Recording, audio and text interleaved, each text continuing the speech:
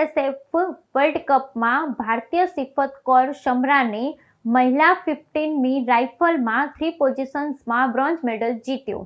ISSF world કપમાં ભારતીય shooter સિફત Kaur સમરાને મહિલા 50મી રાઇફલ 3 પોઝિશન્સમાં બ્રોન્ઝ મેડલ જીત્યો। ભારતીય શૂટર સિફત કૌર સમરાએ ISSF વર્લ્ડ કપમાં મહિલા 50મી રાઇફલ 3 પોઝિશન્સ ઇવેન્ટમાં બ્રોન્ઝ મેડલ જીત્યો છે।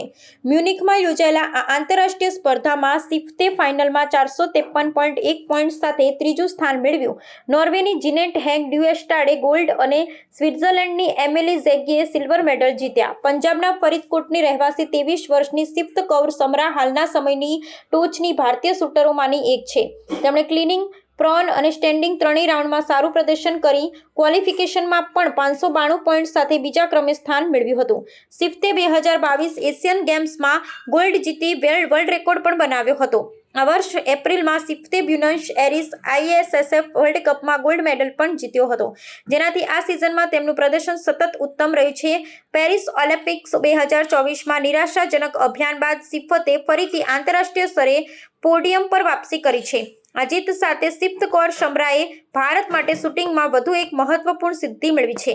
તેમના સતત શ્રેષ્ઠ પ્રદર્શનથી ભારતીય મહિલા શૂટર્સ માટે નવી પ્રેરણા મળી અને ભારતીય શૂટિંગ ટીમ માટે આ સિઝનમાં આશાવાદ વધ્યો છે।